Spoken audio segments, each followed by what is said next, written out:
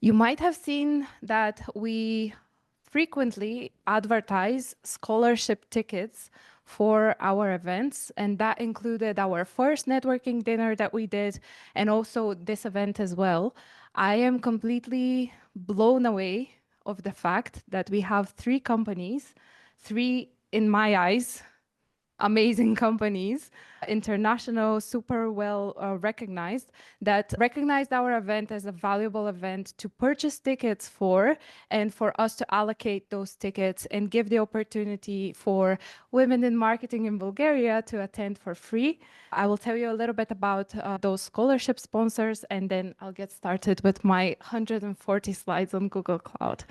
So first off, Screaming Frog, that was our first ever sponsor. So if you don't have a Screaming Frog crawler downloaded on your device, or if you don't have an account, please, the least that you can do is go on LinkedIn and say to Screaming Frog that they're the best team ever, because they are trusting us so much with every event that we do, and they're just a joy to work with. So it's basically a website crawler that helps you improve on-site SEO by auditing common SEO issues, but it has a bunch of other capabilities like content auditing, web accessibility auditing, content scraping as well. So it's basically an all-in-one tool, kind of like your Swiss knife whenever you're working in marketing. So definitely check it out. We also have Majestic, that is a SEO backlink checker and link building tool set. They also are very renowned, well known for the series that they're doing, SEO in 2024, 2025. And why I'm mentioning it is actually because I learned through them sponsoring us that they actually allocate the funds that they receive for the sales of the book and for ad revenue and all of that stuff to actually sponsor communities like ours. And they essentially give back everything that they receive from the sales of this book. And they're also frequently searching for expert contributors for this book. So definitely apply if you are interested in providing your take on what SEO is going to look like in the next year. And finally, we have Google Search Central also purchasing tickets for our conference. So if you know of John Mueller, he is the person that actually did that for us. So very, very grateful, and definitely you're already using probably Search Console, most of you. So yeah. With that said, I want to very quickly say a word about me. Besides my role in this community, I'm actually a massive machine learning advocate, and I'm not going to use the word AI in this presentation at all. And there is a slide that is going to explain why I don't call it AI and I call it machine learning. I actually have been consulting in SEO for several years now, and I've been working with enterprise companies. I decided to start implementing machine learning wherever I can for automations and learning a lot more after my master's on this topic. And now I also have a training academy for learning machine learning for SEO and for marketing in general.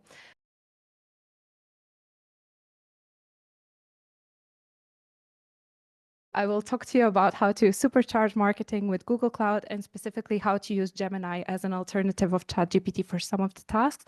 I'm not going to say whether Gemini is better than ChatGPT or not, because as you have seen, we are sponsored by two of Google's teams. Of course, Gemini is better. Yes, of course. But I'll leave it for you to decide. My aim with this lesson is very, very simple. I know that I'm not going to teach you all everything that you need to know about artificial intelligence, machine learning, or even everything that you need to know about automation in general. What I want to do is to show you how to get started, because that's what you need in order to get some dopamine in your head and actually say, okay, actually this automation stuff is pretty easy, especially when it's done right, and it gets amazing results that I can actually share with my clients. The second thing is to actually understand just a little bit about the theory of how some of the models work and what is the difference between AI and machine learning, for instance. And the third thing is to give you ideas.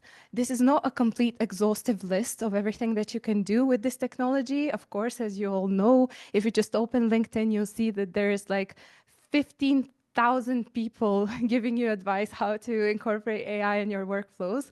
So I'm going to be just yet another person, but hopefully it will get your creative juices flowing to see how you can implement these specific APIs to solve some of the problems that you have. So starting from the very beginning, what is the difference between AI and machine learning? So artificial intelligence is the design and study of systems that appear, very importantly, they appear to demonstrate intelligent behavior. So the key point here is that we're building complete systems, and they're meant to mimic what we do as humans every day. So it could be self-driving cars, it could be recommender systems, essentially combining multiple models into one. And machine learning is a subset of AI, not the whole part, of course. And it's just an approach of building AI applications where the models are trained to make predictions. As simple as that. They are trying to predict what the correct outcome is for a particular task that they have been trained to do. So I'm not going to be teaching you how to build the next Netflix here or how to build the next Tesla. We're only going to be showing models that have been trained to make predictions, as simple as that. So you might commonly hear things like AI and machine learning being used interchangeably or being used interchangeably with deep learning or data science. Those are completely either separate fields or overlapping or just a subset. And generative AI is here, even though on LinkedIn it might seem like it's just the whole thing, but it's just this small dot over there. And actually, ChatGPT is that little, super tiny little thing that's just super blown out of proportion in many cases, or at least in my LinkedIn. I don't know about you. So starting with the basics, what you actually need to know in order to implement machine learning in your day-to-day is consider three aspects. You need to consider the characteristics of the task, the characteristics of the data, and the characteristics of the solution that you want to implement in order to solve a problem. So starting with the task, you can maybe think of machine learning like two things. It's either supervised, you can have things like regression, classification, or it's unsupervised, and you might have things like clustering or dimensionality reduction. What this means, and I'm going to simplify it a little bit more here, is in one case, you have labeled data that you can actually validate the results of the model that is making a prediction. And in the other case, you don't have a way to validate the results. So you only have the data and you're asking the model, what does this actually say? That's a very, very simplified view. And in practice, the field of machine learning actually looks something like this. And in reality, it could look even like this. So you have different models that you can use for different tasks, different ways to train the model, and all of that stuff. So definitely not an easy, beginner-friendly field, but the tools and the technologies that you need are readily available for us. What the most important thing, you don't need to understand everything to get started. And that's the biggest takeaway if you only have one from this session. You don't need to become an expert in programming, in maths, or in understanding machine learning as the whole field. You can just pick one and just start with that. We can also have the choice whenever we're talking about what machine learning model to use to either self-train a model, to use a pre-trained model, or to fine-tune a model that has been trained by another company. So the difference here is that with own training, we need to have a ton of data, we need to have a much greater understanding of how machine learning works, how math works, and all of this stuff behind actually this technology. When it comes to pre-training, the machine learning model has already been trained. So what we can do is actually read the documentation, read the papers, and actually implement it to a suitable data set that is recommended by the people that develop the model, right? So you already know which one of the two is for a beginner and which one of the two is for an expert. But if you are a step, between using a pre-trained model and actually self-training, fine-tuning is a great option because you can use a model that has been trained on a ton of data from big companies, created with the specifications of quality and quality standards, and fine-tune it, adapt it to a small data set that is specialized to the data and the task that you're working with, which is essentially what fine-tuning does. And because I'm here to preach to you about Google's products and Google Cloud's APIs, they have the API that's called AutoML that actually allows you to fine-tune a lot of the models that exist out of the box. So for instance, if you're working in a very customized domain and you're trying to make a model better, that is one way to do it. So you don't need to have a ton of data. You only retrain it with a few or a few hundred examples, and it essentially improves the model quality significantly. Another question that you would need to ask yourself is, do I have data for training? Do I have data for validation? Do I have data for testing? This is very important to actually be able to develop a proper machine learning model. And if you don't have that, then you already know you're going to be using either a manual approach or you're going to be implementing or fine-tuning a machine learning model that has been created by someone else. When it comes to the data, you can think of things like whether it's textual data that you're analyzing, so essentially natural language processing, analyzing the content of your page, for instance, or if it's numeric, like making predictions on where traffic is going to go and how many conversions you're going to have, or image-based, you can also have things like time series data and all of that stuff. So try to pinpoint exactly what data you're trying to work with in order to solve the particular challenge that you have. And then when it comes to the solutions, there is a lovely flow chart on when to actually implement AI, machine learning, and all of that. So if it's a mission critical task and your job depends on it, like making a very accurate forecast for 2025, and if you are being benchmarked on this, don't go on a fully automated system and brag to your boss that you have done it in 20 minutes, because right, this is a mission critical task and maybe your entire team's performance is depending on it. If it is something that should remain consistent over time, then you should definitely avoid working with generative AI and not over-relying on unsupervised machine learning approaches. If you need to make the results of the output very easy to understand by all of the stakeholders that are going to be approving the work that you have completed, then you're not going to be using a deep learning model. So I'm going to open a bracket here. I don't know how many of you saw, and now I'm going to test you. How many of you go into Slack regularly? Because I posted about this a few days ago on the channel, but don't raise your hands. Don't tell on yourself. Essentially, Google held a creator event because they completely shadow banned a few independent publishers. And they held a creator event. And at this creator event, one of the website owners asked them whether they can troubleshoot line by line how their algorithm works and why their algorithm is banning their websites completely, or what is the reason why their websites are not appearing as they used to, because Google themselves have told them that your content is quality and your content is not the issue. And of course, when I was hearing her recollection of the event, that's just not how it works, because deep learning is a black box. You give a ton of data, you train the model to make predictions, and in most cases, the model learns based on the data, but it doesn't have an input from the human to say, do this first, do this next, do this last, It's not an if-else system.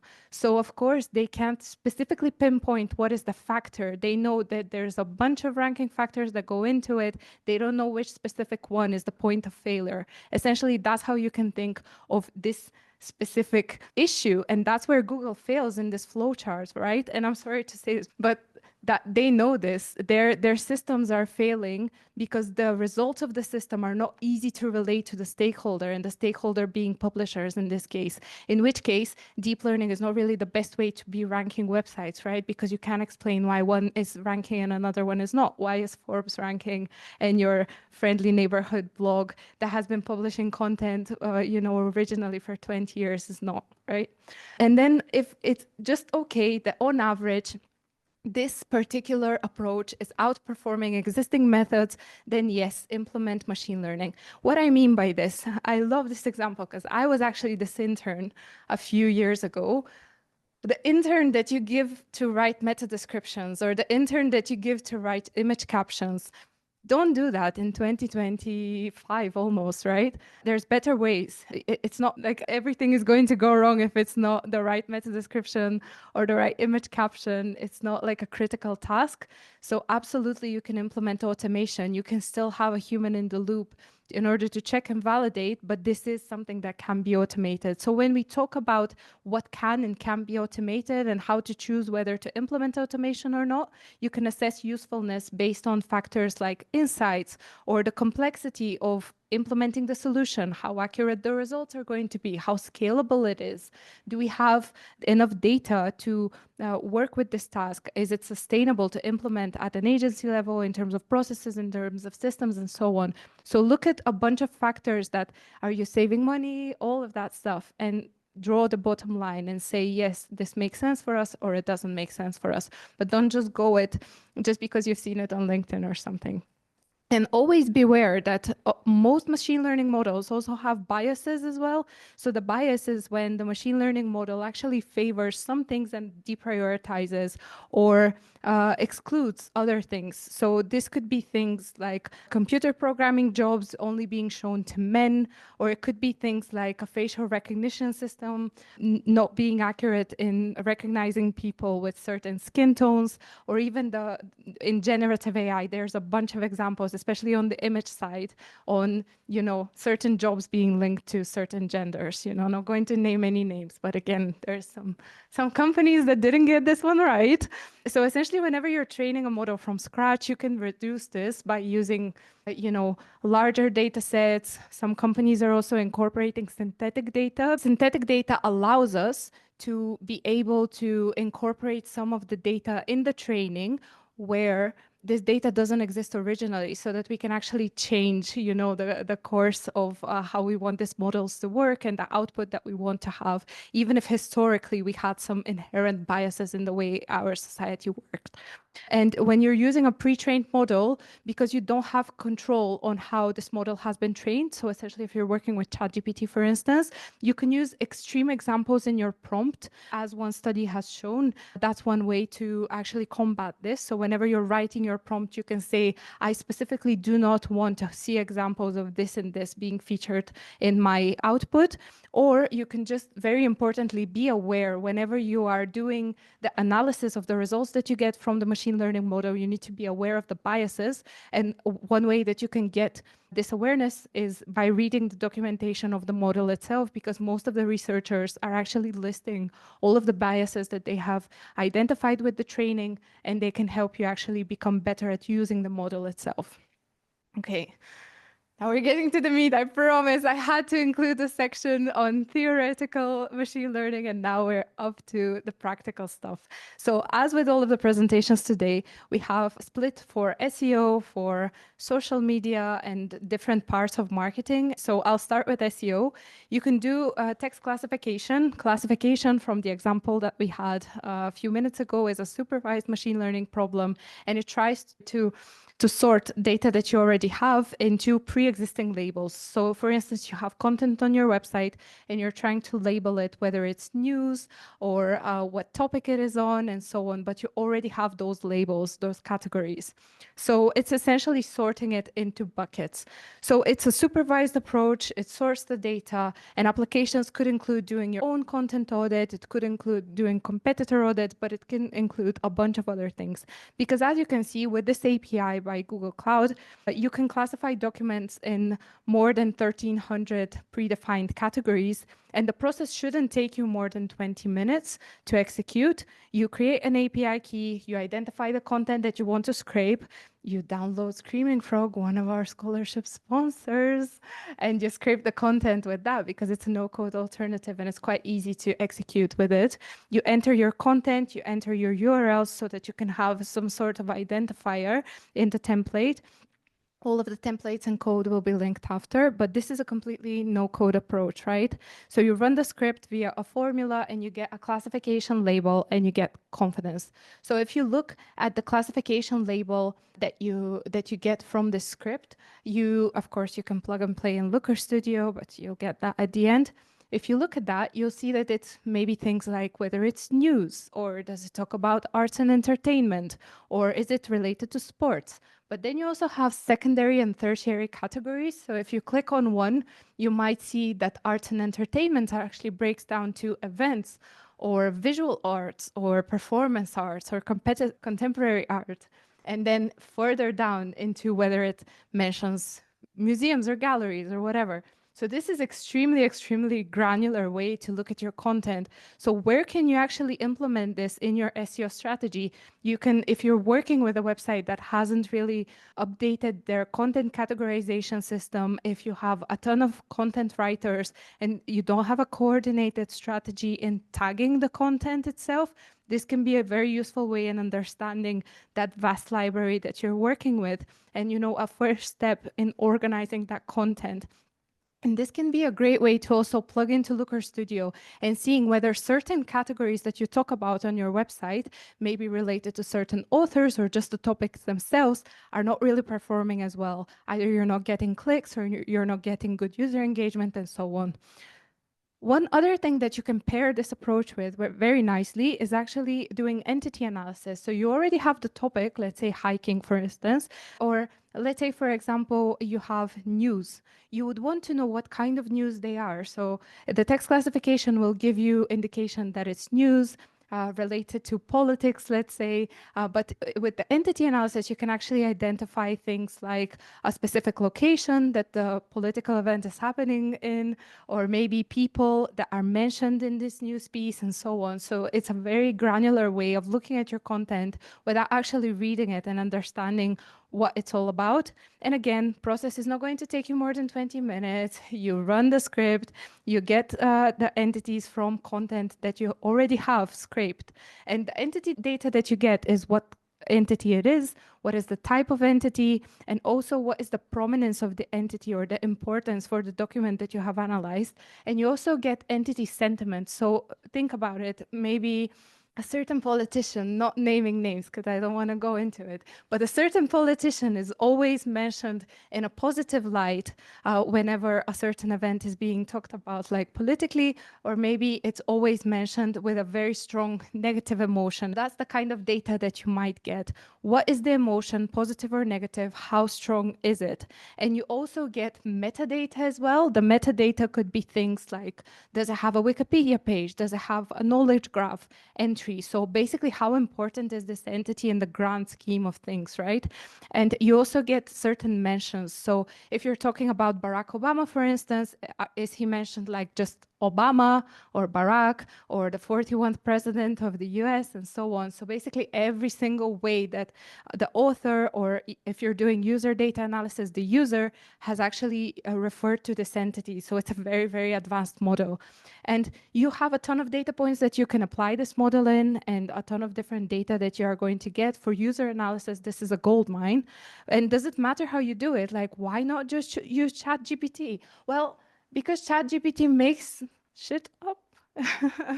It's not accurate, and it's just not a robust approach, especially when you're working at scale. It doesn't really give you all the data points that the Cloud Natural Language API gives you, and it just creates entity types that don't really exist. And you know what? For models that Google uses in their systems and they have released as APIs, if they have an alternative, you might use that alternative, right? Because we all essentially are at the mercy, especially in SEO, for the ranking algorithms that they use and that they create. So there is a comparison that goes into depth into the reasons of why one is better than the other, but I'll leave it for you to check out after the talk. And for social media, for local SEO, for video as well, you can do things like autocomplete APIs. So they allow you to actually use YouTube autocomplete, which is very easy way for you to scrape ideas directly from what Google considers the next step in the user journey as they're typing the YouTube search bar. You can also do the same for Google Maps, both for keywords that people enter in Google Maps and what data Google Maps serves. And you can actually play with this to enter different locations of where the user might be. And this is great for local SEO. And you can also do the same, as you can see, for physical landmarks and locations. So essentially seeing, okay, if you are recommending something related to Eiffel Tower and the user types that in the search bar of Google Maps, what other things are they getting based on this query? You can also do things like content moderation. Again, same API. I'm not going to go through all 5 implementations, but it's just the same API. And that model actually automatically analyzes if the content is inappropriate or if it represents, clean or professional data. And this is actually something that Google identifies as a topic that's your money or your life, which is very important for SEO. And if you look at their own quality search reviewer guidelines, they actually talk that this your money or life topic could be things like happiness, health, financial stability, or safety. And then if you look at the API that they have publicly released, that of course they use in their systems, it's exactly broken down into these 4 topics, but it's so granular that you can see things whether a certain content is talking about politics or finance or legal matters, or whether it's related to war and conflict or religion, whether it's toxic or an insult or whatever. So here again, there's a no-code template. You can get that on ML for SEO. You plug in your content, and the API essentially gets you the result. So if you see things in red, you automatically know, okay, can we link this kind of data with Google Analytics, with traffic data, and actually see, okay, maybe this article is not performing well, not because we didn't target it well, not because we didn't do proper research, not because of anything else, but just because the author that wrote about it actually inserted a political opinion in there, and that's pissing people off, for instance, And that's a very quick and easy way to ensure that your branded content actually remains safe, brand safe. And I have a few examples that I scraped SEO Reddit for this. And as you can see, of course, 2 posts from there have been completely flagged as toxic as hell, but are we surprised, right? And again, possible data points, a ton of stuff that you can use this in, including user research. And finally, on this section, we have sentiment analysis.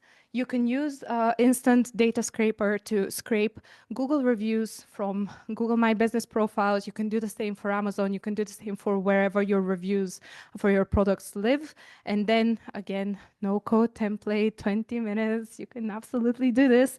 You get the review analysis and you get things like what is the sentiment score overall, what is the sentiment magnitude or the strength of the emotion, and you can actually customize the tags to be as specific as you want. And you can visualize this data to say, okay, users are actually positive, they're negative, and this is an analysis that you can do very quickly if you're trying to improve a brand image, for instance. But you can also do the same if you're analyzing the sentiment of third-party publisher articles that are writing about your brand. So you can actually monitor, backlink mentions and see which third-party publisher is speaking about your brand in a positive way, which of them is speaking in a negative way, and so on, so that you can actually build better brand partnerships, or you can actually reach out to publishers that are, for some reason or another, unhappy with your product, brand, service, or whatever else. So it's a great way to work with, your publisher partners as well. So when it comes to content transformation, that is the future. I don't need to tell you that. You don't have to only have one blog post. Turn that into multiple different assets. So if you're starting from the blog post, turn it into a video, turn it into an audio, turn it into a social post.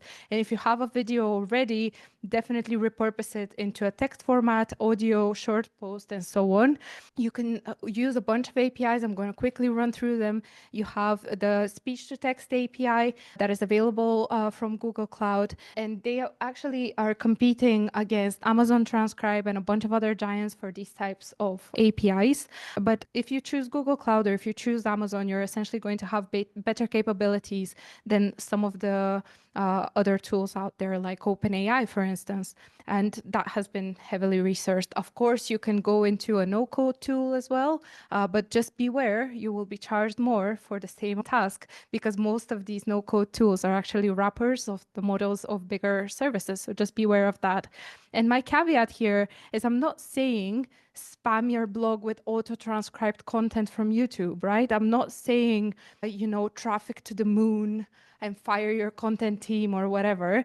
I am saying that there is different teams that sometimes work in silos, and you can bridge those gaps by actually having these conversations and maybe creating the first draft based on a video that a video team has been producing in tangent to your content strategy. And this is a very easy conversation to have. Hey, we can actually get X amount of traffic if you just spend 2 hours to edit this article, and we can publish it, and we can actually have the equivalent. We can link the video, blah, blah, blah. So happy collaboration all around, right? That's what we want. And we can actually make our content work harder, especially in this day and age, and especially if we're producing webinars, conferences, all of that stuff, right? And it's very important to also mix and match with other approaches. And here I had a sample process to actually show you how you might identify, relevant videos, and then you can go into entity analysis, into text classification, and so on, and actually combine some of the approaches that we've talked about today to create, a better overall project. And you can do the same, of course, going from text and turn it into speech. Again, here, of course, you have the model, and it's quite easy to use. You have no code approaches. Again, the bigger Amazon and Google Cloud models are much better. But importantly, this doesn't mean I'm saying spam YouTube with AI generated trash, right? I don't need to say that. Or it doesn't mean that you can replace video production. What I am saying is that certain content formats don't require as much video and audio, and that video and audio can be made from stills as well. And example case in point is tutorial content, right? You can make that very easily into video without actually obstructing the view, and you can actually work with stills in order to make that interactive. And with that, you don't actually need to have a human voice, because it will be more clear if it's something entirely reading and based off a script. But you still have to have a personalized look and feel. You can't fully replace video production in this day and age, but there are some tools like Synthesia, for example, that lets you kind of at least bridge the gap. If you are going into automated video production, at least bridge the gap with the human aspect and have a human developed, still synthetic avatar, but still something that is based on actual people as opposed to just the automated stuff. And you can actually work with text-to-text transformation. So you can do no-code, programmatic, and so on. You can turn blog posts into social media posts very instantly. You can actually use large language models to rewrite your newsletters. You can do the same for extracting key insights from PDFs if you have some case studies lying around, and so on. And of course, all of this would require some human editing at the end. You can use generative AI with structured data. So if you have, for instance, a product database and you're trying to optimize product descriptions, that's a great way to actually combine this data with large language models and actually create something that's scalable. And you can do this for individual text summaries, or you can also do this for user reviews. For instance, all of our users have mentioned about this product that when it relates to the look and feel, it's a positive experience or whatever else. You can absolutely do this by combining a large language model with your user reviews database. And of course, the code is linked at the end. Any large language model will do a great task. So with that, I'm going to quickly run through things that you can do with Gemini.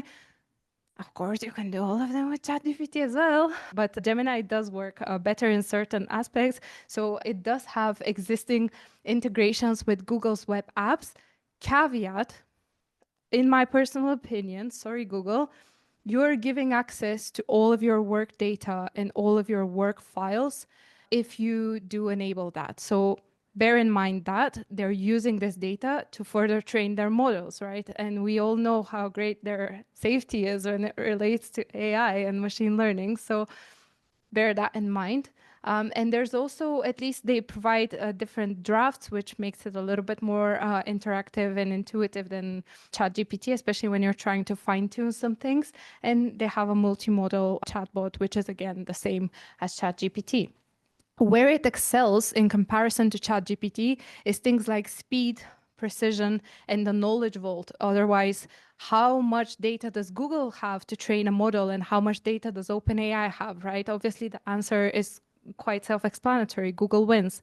And also for image analysis as well, Google does a better job. Where it fails, like I said, they don't protect your privacy. They don't care at all. You're going to be uploading documents. You're going to be syncing your entire however many gigabytes of data you have. They're going to just feed that to train their future models. But actually, every company is probably that at this point through a direct link like Google, or either through selling your data, like for instance, WordPress selling your data to another company to train their models. So unfortunately, that's the world we live in.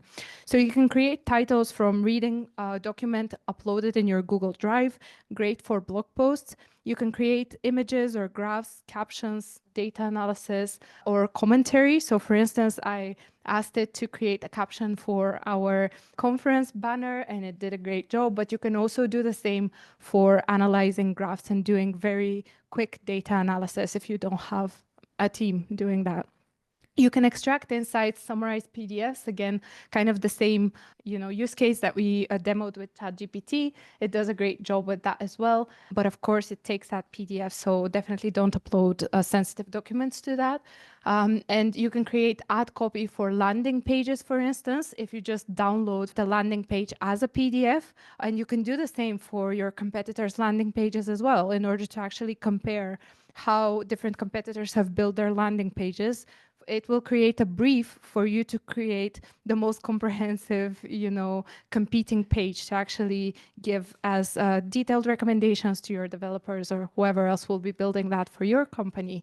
You can do social posts, or you can ask it to do short ideas because it has a native integration with YouTube as well. So if you connect Gemini with the YouTube extension, it can automatically analyze videos, and it can give you ideas either for scripts that you can write in short, or videos that you can do, or how your competitors' videos are performing, which is great. There's a lot more tutorials that I have linked, both on how to get started with ideas and also how to get started with Gemini if you're working as a programmer. So where to go from here? All of the tutorials and all of the templates will be linked on ML for SEO and in the slides as well, whenever there isn't an equivalent for that. And there is an academy as well. Right now, we only have courses, but the academy will launch in 2025, hopefully before I give birth. So good luck to me. But essentially, the academy will have weekly videos for you to actually implement machine learning in your marketing work. If you need to find me, forget this slide. You can message me on Slack. Okay, please use the Slack, people. And I just want to thank you all for listening.